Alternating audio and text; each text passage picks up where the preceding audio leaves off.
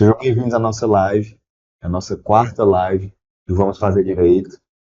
Quem acompanha aqui o canal sabe que é um compromisso meu de trazer mais informação, de ser canal de informação para nossos pacientes. E todo dia eu recebo dúvidas dos pacientes no dia a dia, no consultório, sobre não só a doença, como vai ser a cirurgia, procedimentos técnicos, mas um dos grandes medos dos pacientes é como é que vão ter acesso aos tratamentos ou, de repente, exames mais caros e etc. Eu sou Jansen Loyola e eu trouxe aqui hoje uma amiga, profissional de referência também, e ela é advogada, especialista em direito médico, a doutora Josilene Solon, e agora eu vou deixar para ela se apresentar um pouco antes da gente começar. Olá, boa tarde, boa noite. Faça- Primeiro, agradecer o convite aqui ao Dr. Jansen, né? Nossa referência aqui em cirurgia oncológica aqui em Sobral e região.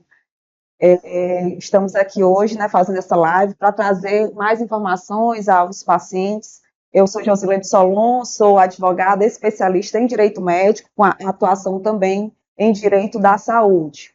Então, um Você, prazer. você atende aqui em Sobral, tem escritório em Sobral, não é isso, Josi? Isso, atende Sobral, na verdade, em todo o Brasil, né? Hoje a justiça ela está mais democratizada, Verdade. então a gente consegue atuar em todo o Brasil, mas eu tenho escritório físico aqui em Sobral. Perfeito.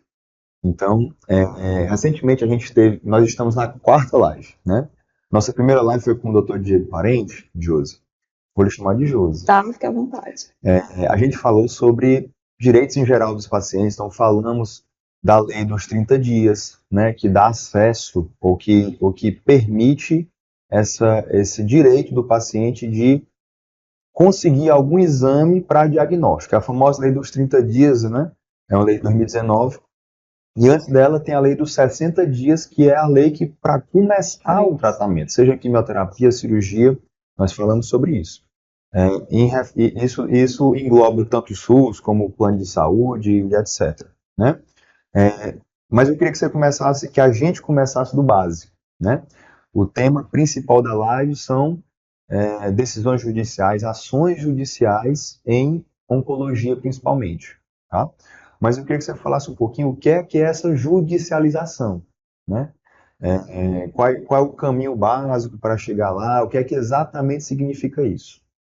Bom, a judicialização é quando um paciente precisa ter acesso a algum tratamento ou algum tipo de atendimento para aquela sua doença. Então, ele não tem, né, seja por meio do SUS ou por meio do plano de saúde, ele não tem acesso a esse tratamento, então ele busca o judiciário para conseguir esse tratamento, medicamento, né, essa assistência à saúde. Quando a gente fala de tratamento oncológico, a gente sabe que o tempo ele é determinante, não é isso? Sim, com certeza. Então a gente falou agora há pouco da lei dos 30 e dos 60 dias, que é basicamente para dar acesso a um exame diagnóstico ou acesso a uma cirurgia, por exemplo. Isso acontece muito quando, por exemplo, o paciente já está numa fila aguardando uma cirurgia, né? E aí a cirurgia já está demorando 90 dias ou algum tempo assim, e o paciente pode sim usar a judicialização nessa situação, né? É, é, e quais são as situações mais comuns que você consegue alencar aí que levem um paciente a procurar o advogado em oncologia, na área de medicina como um todo, mas estamos falando de oncologia, né? Se você conseguir trazer mais para a oncologia, seria bom. Pronto.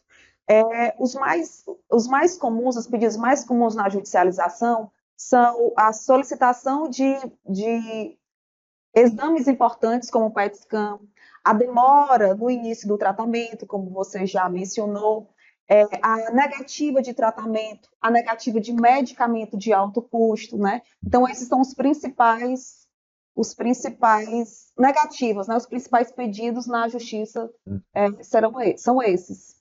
Qual é o passo a passo básico, então, assim? O que é que você consegue numerar, assim, um passo a passo básico? Por quê?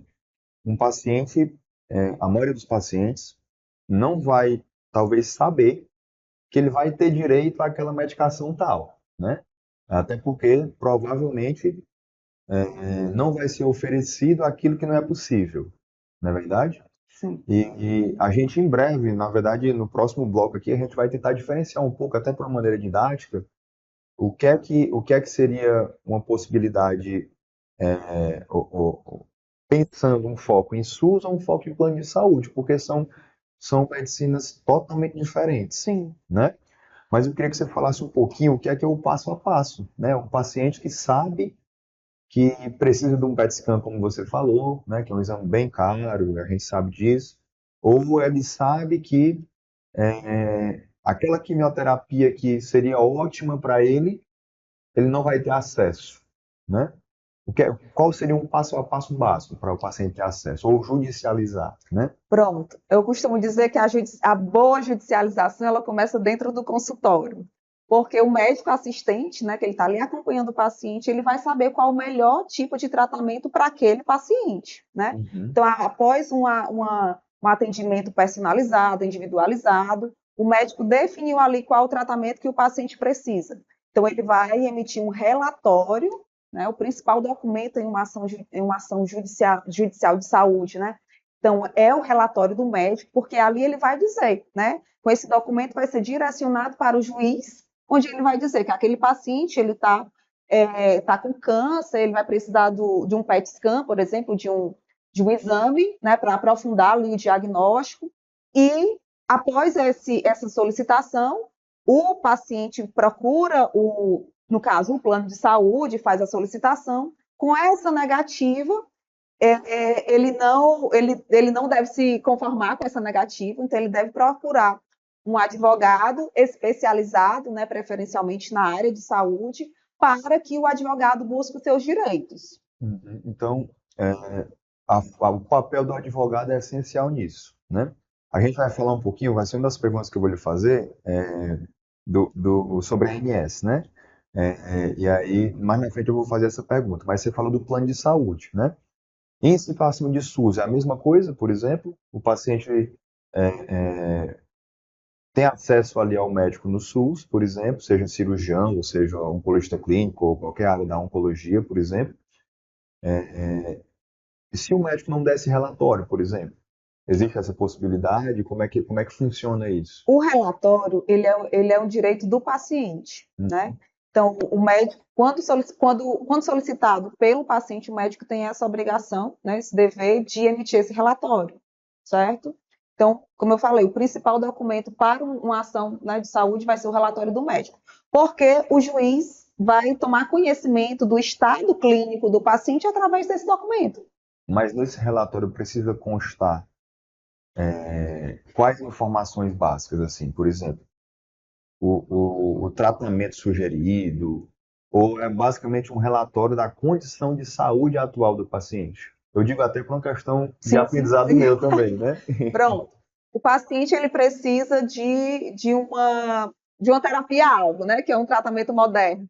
Você vai dizer por que que o paciente ele tem um diagnóstico de câncer de mama, que ela já passou por outros procedimentos, já realizou outros tratamentos e não foi eficaz, né? Para esse tratamento específico, a paciente é jovem, ela precisa de uma terapia-alvo, porque vai ser melhor para ela.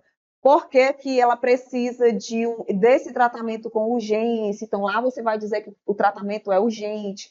Quais os riscos que ela corre se ela não realizar esse tratamento? Corre risco de vida, corre risco de agravamento da doença. Então, nesse relatório, você vai passar todas essas informações para que o juiz, né, se convença dessa necessidade desse paciente. Perfeito.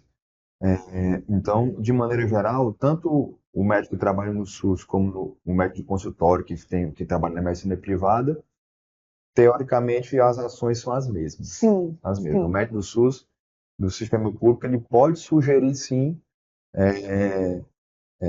nesse relatório, qual vai ser o próximo passo. sim. Você acha que poderia existir de maneira prática alguma penalização ao médico por isso? Seja de plano de saúde ou alguma coisa Pela desse tipo? negativa? Pelo relatório que ele está oferecendo. Não, de forma alguma, de forma alguma. A minha experiência, Nossa, com judicialização, obviamente, sempre tem que ter um médico responsável por aquilo, né? Então, eu recebo no consultório, já recebi algumas vezes, não é comum, o paciente me procurar para segunda opinião, até uma opinião de oncologia clínica, que nem é a minha área, eu sou cirurgião, né? Mas para entrar em judicialização.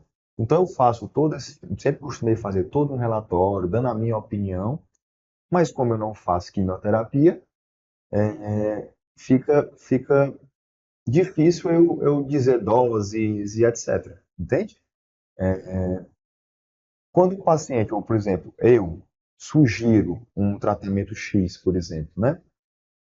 No processo da judicialização, é dado a um outro médico a conduzir esse caso? Ou quem vai conduzir sou eu, por exemplo, que sugeri a judicialização?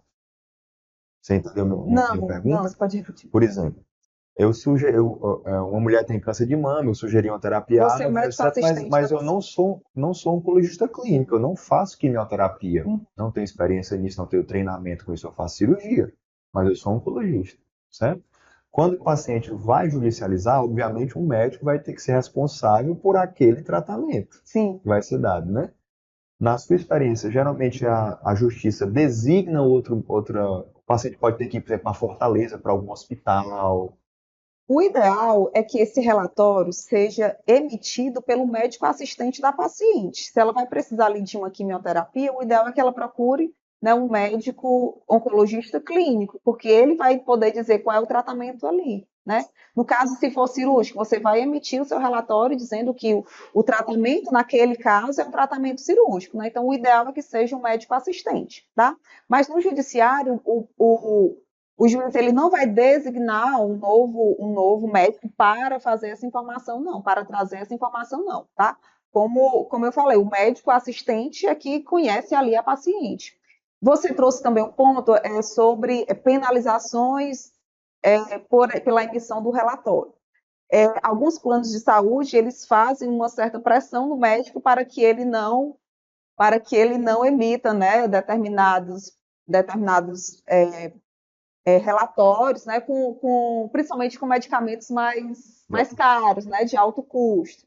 Mas essas cobranças do plano de saúde ela é indevida porque, né, repetindo, quem determina o tratamento é o médico assistente, não é o plano de saúde. Perfeito. Falando em plano de saúde, a gente vai falar um pouco mais sobre serviço público e tudo, então eu queria começar um pouquinho sobre começar no âmbito do plano de saúde da medicina privada, tá? Então, eu queria que você falasse um pouquinho, claro, na medicina privada existe uma gama muito diferente de tratamentos possíveis, principalmente se falando em quimioterapia, né? Cirurgia, ok, é muito parecido, né? Porque o procedimento cirúrgico, exceto em situações de defasagem do SUS, que não tem uma laparoscopia, que não tem uma tecnologia ali que possa ajudar na cirurgia, mas a gente percebe na prática uma diferença muito grande quando é tratamento quimioterápico ou radioterápico, Sim. né? Porque demanda tecnologia diferente, demanda custo diferente e o plano de saúde tende a oferecer medicações muito mais de ponta e tratamentos mais de ponta, né? Mas também a gente recebe, estuda todo dia medicações novas. Recentemente eu veiculei uma medicação no meu Instagram que dobrou a sobrevida para câncer de pâncreas metastático, né? Que nem tem no Brasil ainda. Então, para que fique claro para o público, né, como é que funciona essa autorização mesmo para judicialização. Por exemplo, se um paciente fosse procurar esse tratamento que nem tem no Brasil ainda, valeria a pena ele judicializar, já que não tem nem no Brasil ainda, né? E o que eu sei é que, para plano de saúde, existe toda a questão da ANS e do famoso rol da ANS, né? E eu queria que você falasse um pouquinho inicialmente sobre isso, que para mim é o básico, né? Entender o que é a ANS e entender como é que funciona esse tal desse rol da ANS, tá? Bom, a ANS é uma agência que ela regulamenta os planos de saúde, né? A saúde suplementar. E ela determina um rol, ou seja, uma lista de quais medicamentos, medicamentos, tratamentos, né, os planos de saúde eles devem cobrir. Mas já ficou pacificado, né, no judiciário que essa lista, esse rol, ele não é taxativo, que a gente fala, ele é exemplificativo. Ou seja, mesmo o tratamento ou medicamento não estando no rol, em determinados casos, o plano de saúde ele é obrigado a cobrir esse tratamento ou medicamento, certo? E o que é que vai definir isso? O médico assistente. Se o médico assistente está dizendo que aquele tratamento é o melhor para aquele paciente, então o plano de saúde, em regra, ele vai ter que cobrir. Né? Por muito tempo teve a discussão das cirurgias robóticas, né? Mas já foi aí pacificado, já entrou no rol agora, né? Mas na justiça já se conseguia um tratamento desse nível.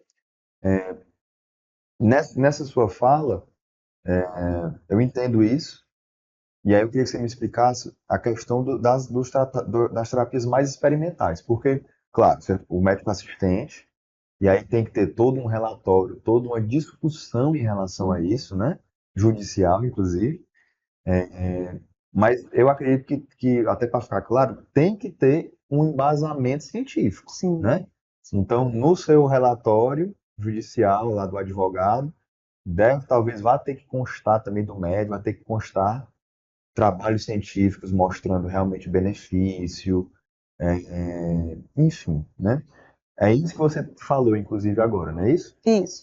Quando eu falei, né, do rol da ANS, a gente fala aqui de tratamentos mais pacificados, né, tratamentos já é, definidos, né, como é que eu posso dizer, já Autorizados, já autorizados, pronto, praticados, né? já autorizados, né, aqui pela Anvisa, por exemplo, tá? Então já são tratamentos já autorizados. Quando a gente fala de tratamento experimental, a gente está querendo dizer que aquele tratamento ainda não está autorizado, que ele ainda está em fase de estudos.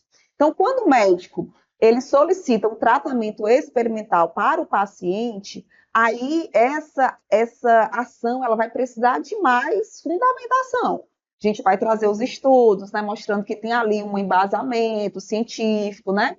E por quê, né, para aquele caso específico, né, como você falou, para o câncer de pâncreas, por exemplo. O câncer de pâncreas. Então, nesse caso, na judicialização, a gente vai precisar de mais provas, né, para dizer que realmente esse tratamento, né, vai ser o melhor para aquele caso, tá? Então, assim, nesse caso a gente precisa de mais provas, né, diferentemente dos casos que já estão autorizados. Uhum. Existe toda uma questão de autorização de outros órgãos, né? Por exemplo, esse tratamento para câncer de pâncreas que eu comentei, não tem nem no Brasil ainda o laboratório que conseguiu esse feito aí, né? Que é um feito que foi muito comemorado, inclusive no meu Instagram eu postei sobre isso. É um laboratório pequeno, europeu, assim, mas um trabalho muito bem fundamentado, que inclusive foi palco do maior congresso de câncer do mundo, né? Ele estava lá nesse congresso, né? E tem um adendo dele porque é uma pílula, não é nem uma injeção. Então, assim, é uma terapia-alvo, como você comentou, né? E é um comprimido, entende? E tem inclusive essa dificuldade do rol da ANS de autorizar, por exemplo, a medicação já é autorizada para comprimido de uma maneira, para trazer para outra maneira existe toda uma dificuldade de autorização também, né? Então tem esse tempo de espera também, né? Sim. E aí falando em tempo de espera, o que é que você acha de um tempo médio, assim? O que é na sua experiência, você tem já algum estudo nacional falando sobre isso?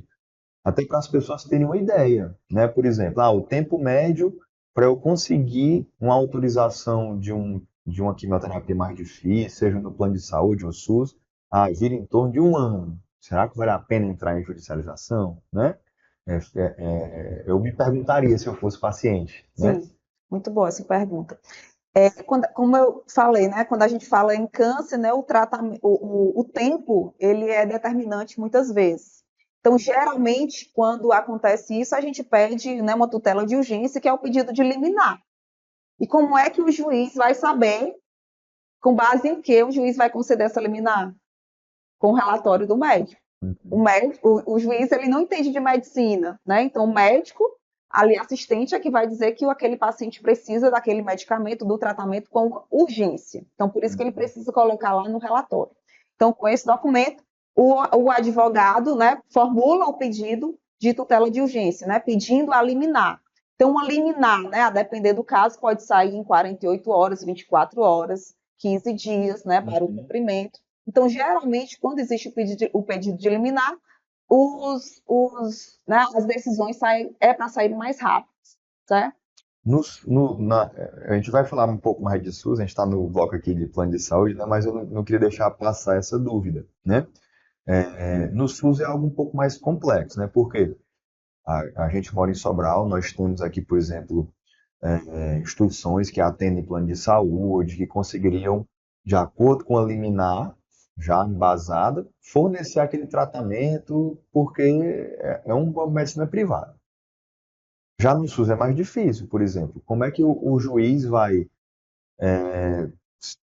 concordar com aquela liminar ou fornecer aquela liminar, pedindo, ordenando, na verdade, fazer aquele tratamento, se nem existe o tratamento, por exemplo, na Santa Casa, nossa Santa Casa aqui de Sobral, né? Então, assim, o que eu já tive de experiência, não tive muitos casos assim de judicialização na minha prática, mas existem alguns hospitais aqui no Ceará que têm uma abertura ali, talvez, para ordens judiciais, e eu queria que você falasse um pouco da sua experiência sobre isso, mais nessa ideia de mitigar, de tirar mitos aqui, né? Não é que isso talvez tenha que estar muito bem embasado no relatório, né? Talvez o médico assim já diga onde que vai, etc, né? Mas quando não existe isso no relatório, por exemplo, né? A justiça tem essa possibilidade, aquele hospital, eu sei que tem esse tratamento, então eu vou mandar essa liminar para lá. E o hospital vai pegar de surpresa nisso, de repente, né? Bom, a gente advogado, a gente vai se documentando, né? Quanto mais documentos a gente levar para o juiz, vai ser melhor, né?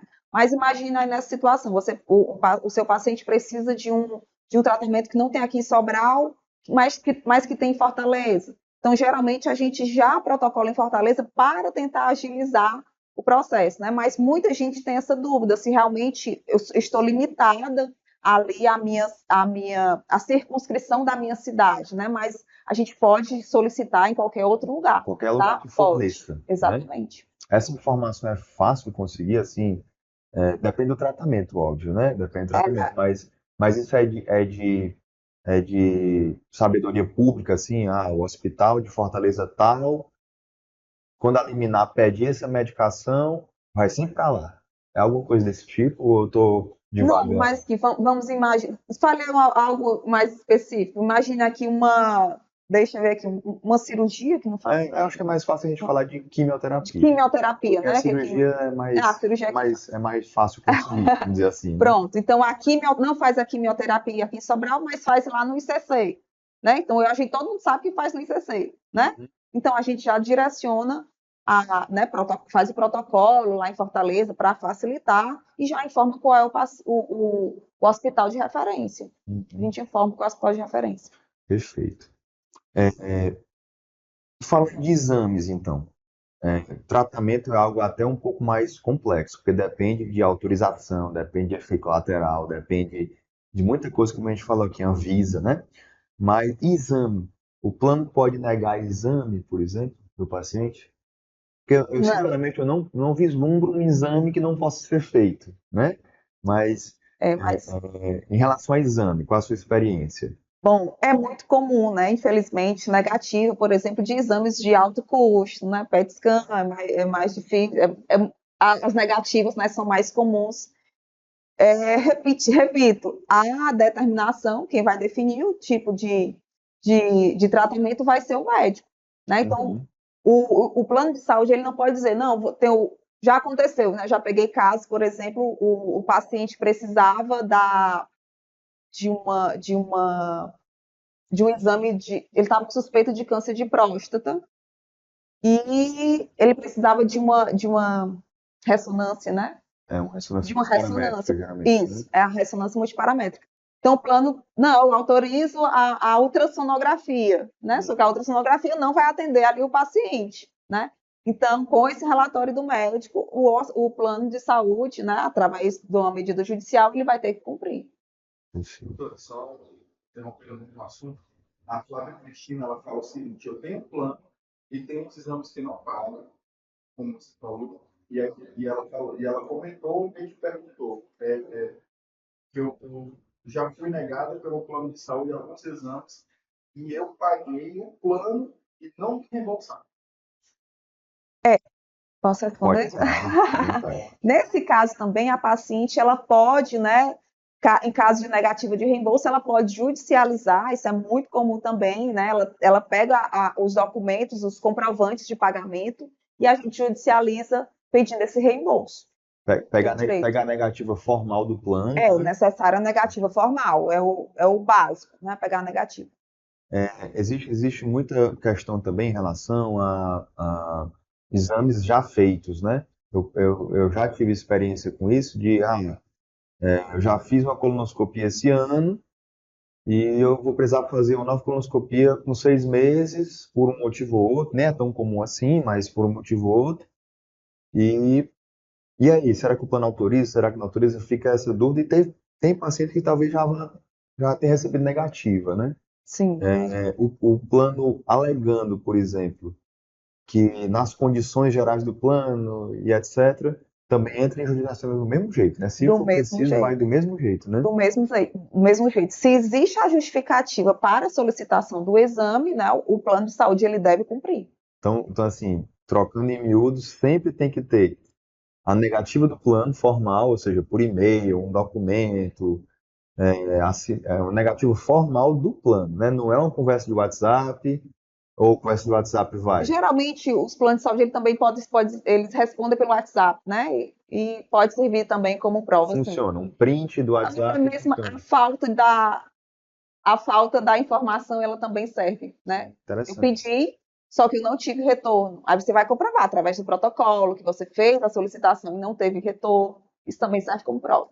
Perfeito. Porque essa negativa do plano, eu imaginava que precisava ser algo bem assinado e carimbado por alguém. É assim, um sabe? dever do plano ele emitir essa negativa formalmente, mas em alguns casos eles não emitem, então fica uma negativa tácita, né? Então ele não disse, mas ele também não concedeu, né? Uhum. Então ele tem o usuário do plano de saúde ele pode se utilizar isso também como prova. Perfeito. A questão de demora de autorização, o plano ele vai autorizar, por exemplo, uma cirurgia e etc. Mas imagine o caso de uma mulher com câncer de mama que tem uma indicação cirúrgica, né? E no câncer de mama muitas vezes a gente opera antes da quimioterapia e tem a indicação de operar o quanto antes, obviamente. Você diagnosticou, está com o pré-operatório tudo ok, vamos operar. Mas quando o plano, o SUS também, né? Mas principalmente quando o plano demora a autorizar um procedimento que ele vai autorizar, ele não negou. Ele só está demorando a responder, a autorizar, a liberar um OPME, né, que são para o público entender os insumos, né, uma prótese, uma tela, qualquer coisa que na cirurgia vai ser usada se chama OPME, né? É mais uma demora em responder. Existe algum caminho viável? Vale a pena judicializar por isso?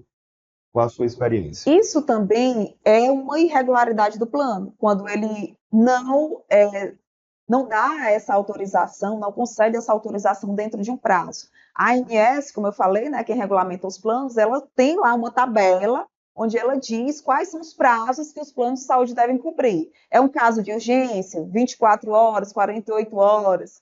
É um prazo, é um tratamento eletivo, tem 10 dias úteis.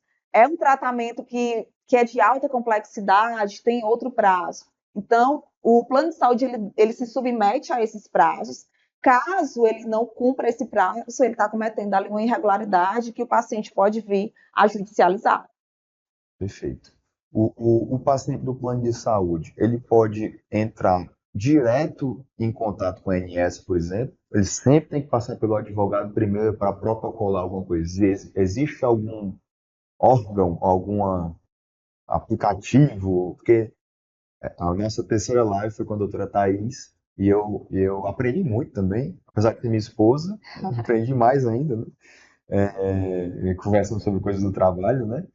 E a gente ficou sabendo do Ateste Med. Eu fiquei, ela não, ela já sabia, mas eu fiquei sabendo do Ateste Med, né? Que é algo, para mim, sensacional, de o paciente acessa ali o paciente mesmo, sem precisar burocracia, etc. Eu achei bem interessante isso, né? Mas a ANS tem algum canal de atendimento para que o paciente não queira, por exemplo, de repente, judicializar ou perder esse tempo da judicialização, por exemplo?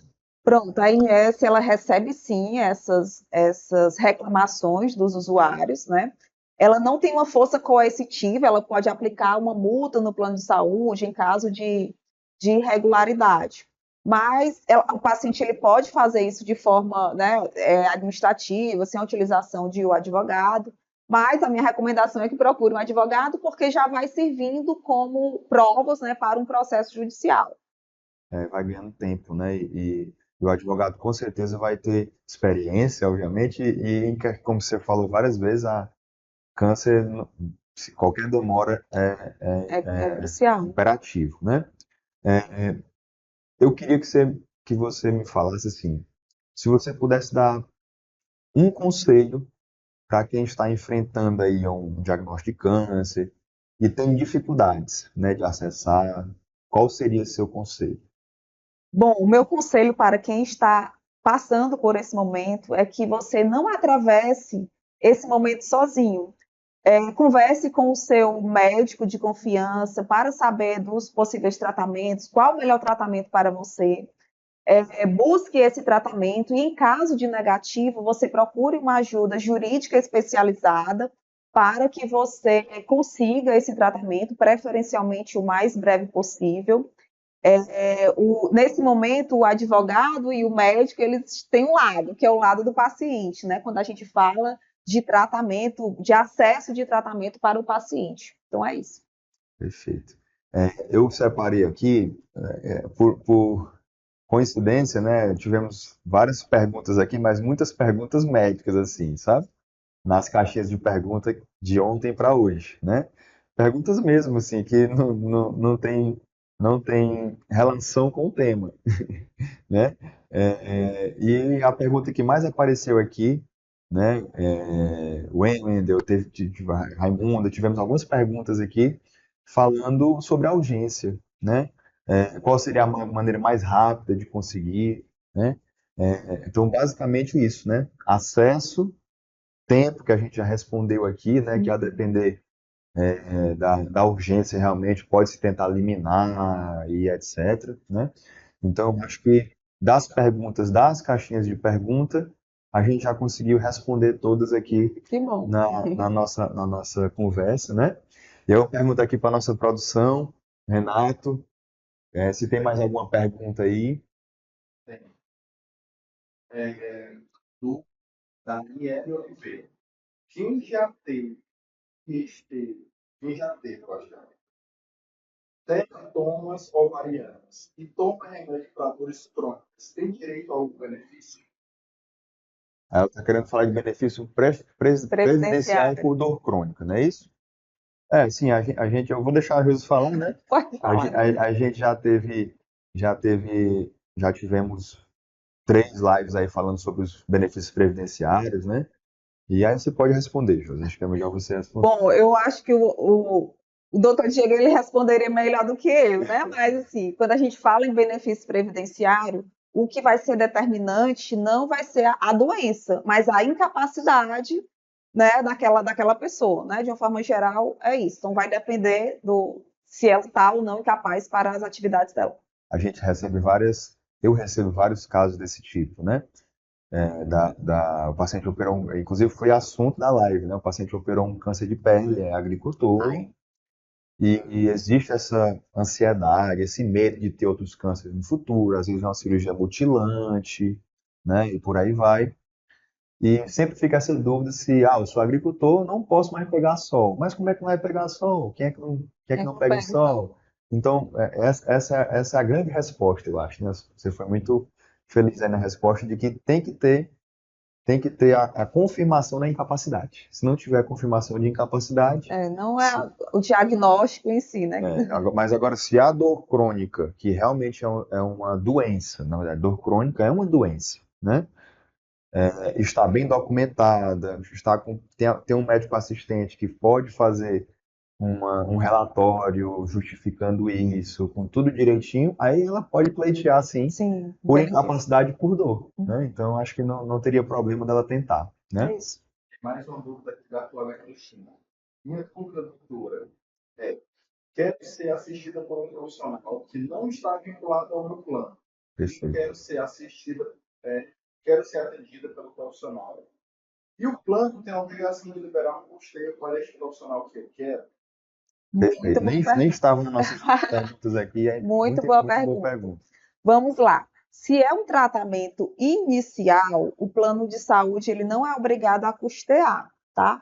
Mas imagine que o paciente já vem sendo assistido por um ano com aquele médico e por algum motivo o plano de saúde ele não está, né? O plano de saúde não está mais cooperado, o médico não está mais cooperado naquele plano. Então aí existe um vínculo terapêutico.